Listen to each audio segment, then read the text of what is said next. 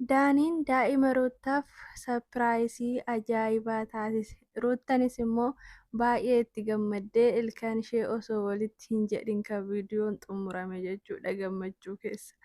Innaa kaleessa ani biyyan qayyaruu eeda jetti. Har'a garuu manuma san keessa jirti. Kaleessa shaanxaa kottuttee hin deemne.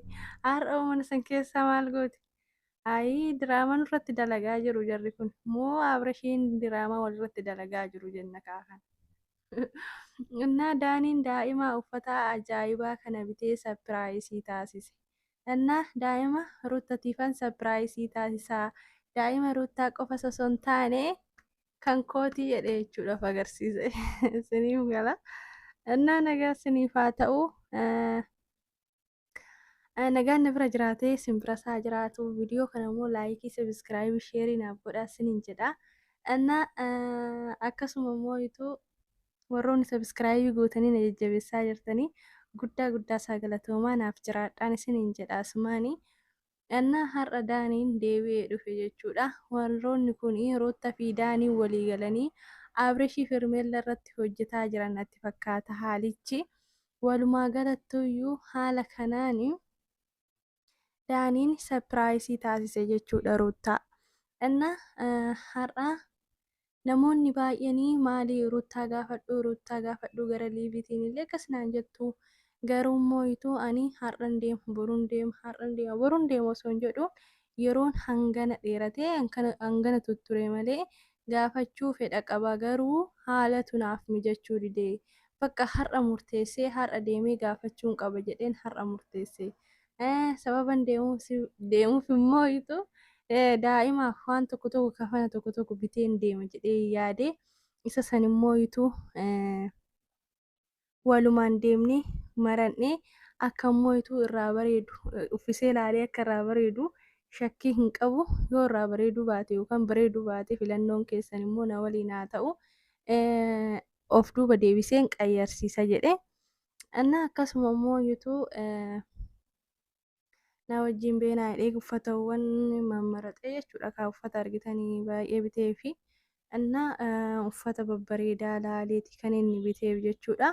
Innaa erga bitee boodatti immoo amma bitee geeffadheera.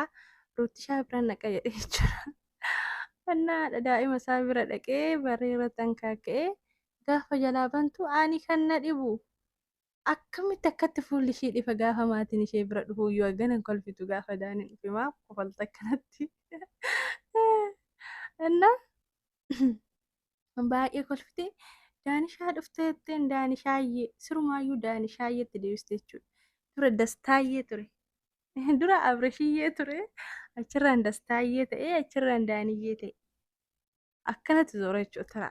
Tara kan biraammoo gaafa dhufe iyyee santu itti dabalamaa jechuudha. Innaa walumaa galatti Ruuttaanii daaniin dhaqnaanii baay'ee gammaddee dhugaa dubbachuuf jechuudha. Fuula ishee irraa beeytanii osoo kolfitu kan viidiyoon xumurame. Innaa daanii maaliif natti himinii akkamitti osoo natti himin dhuftee buna faa jedhee si eega ture maaliif natti himin jettee rakkoo hin qabu minaamin jedheeni. Innaa haala maragaan nagaa waliin gaafanne itti lammata irra deebitee nagaa gaafatteeyyuu. Innaa haala saniin taa'anii innaa kafana kana hunda akkamitti fiddee dhufte kafanni daa'imaa minaamin hin waddadennaan iyyin kafanni waddadaa rakkoo hin qabu immoo daa'ima minaamin jedhanii akkasuma adaba saniin beektuu miidhee hin beektan jedheen yaada. Innaa akkas haasa'anii gina maaf akkatti kokkofilte sirritti kolfaa jirtaa jennaan bakka ati dhufuun keessa biraayisii ta'een kolfaa jira jetteeni.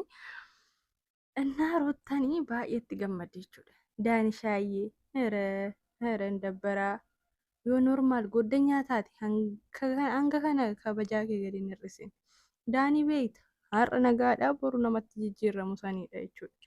Daaniin namoota hin beekneen haa gowwoomsamuyyuu malee namoonni beekan immoo daanii jala akkas taa'uun gaariidha jedhee yaadu jechuudha. Waliigaliitis daanii fi Hermeellaa fi Abirashiin akka walitti buusuudhaa fi daanii wajjin iyyuu hariiroo qabaatte jechuudha. Daaniin akkuma arga jechuudha. Maaliif jennaan amma firaa amma nama biraati jechuudha. Innaa tana dura Abirashii wajjin laaltanitti jechuudha. Maaliif jennaan viidiyoo yeroo tsiggee fa'aa gaafa tsiggeen 200,000 galtu sapiraayisii ishee irratti jechuudha. Inna haala kamiin akka wal simatan akka isaan waliin ta'an argitanii jirtu. Deebi'ee immoo yituu bakka yeroo gaafa daa'imti kun dhalatu gammachuu akkamiin akka isaan akkas tatta'anii argitanii jirtu. Walumaa galatti wantoonni isin hin argine hin jirtanii waan ta'eef daa'immayyuu Abreeshitti galabbaxamee Abreeshiin eeggadda mana isaatii sirumaayyuu manuma isaatiitu abbaa ta'ee akka inni ta'u argitanii jedheetii yaada. Kan ammoo Ruutaa jechuun yeroodhaaf wanta hundaa yeroodhaaf deema daaniin jechuudha. Yookaan immoo viidiyoo hojjetachuu nama baxabbatu akkas jaalata daaniin jedheetii yaada garuu akka mataa kootti. Annaa sanirraa kan hafee uffata immoo itti goona jedhanii kafanaa minaamina kanaa koofiyyaa uffata bareedduu kana jechuudha nama hawwisiisti. Innaa uffata akkasiisan ግን daa'imtiin isaanii furdoodha as nama jetti dhugaa. Das nama jetti uffatallee daa'ima furdoo akkasiisan uffansallee gaafa itti godhan irraa bareedaa jechuudha. Innaa Abreeshii yeroo ammaa ta'ee jira jechuudha daa'imichi. Abreeshuma ammaa ta'e. Abreeshiin ammaatillee furdatee akkas jira miire. Innaa daa'imtillee akkanuma abbuma fakkaataa jira jechuudha. Wanni hundaaniyyuu innaa gan immoo Ruutaan baay'ee gammaddee daanishaayee baga nagaan dhuftee innaa akkas akkasii waliin haasa'u jechuudha. Innaa baay'uma nama ajaa'iba. Ammayyuu jedhee jechuudha daaniin osoo mana hin seeniin duraayyuu.